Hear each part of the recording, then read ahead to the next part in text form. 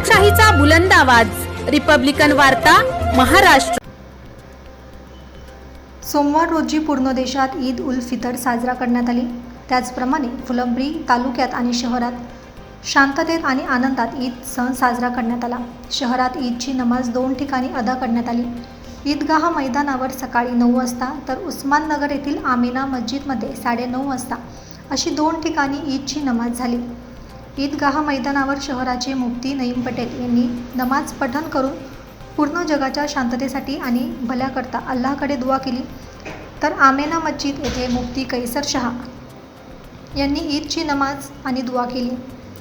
काही नेते स्वतःची राजकीय पोळी भाजण्यासाठी एका विशेष मुद्द्यावरून जातीमध्ये तेढ निर्माण करण्याचा प्रयत्न करत आहेत।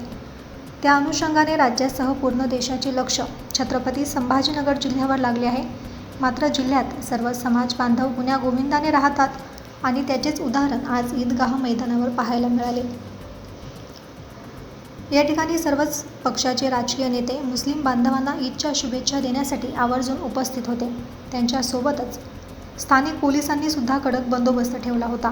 तसेच पोलीस निरीक्षक संजय सहाने यांनी समाज बांधवांना गुलाबाचे पुष्प देत शुभेच्छा दिल्या।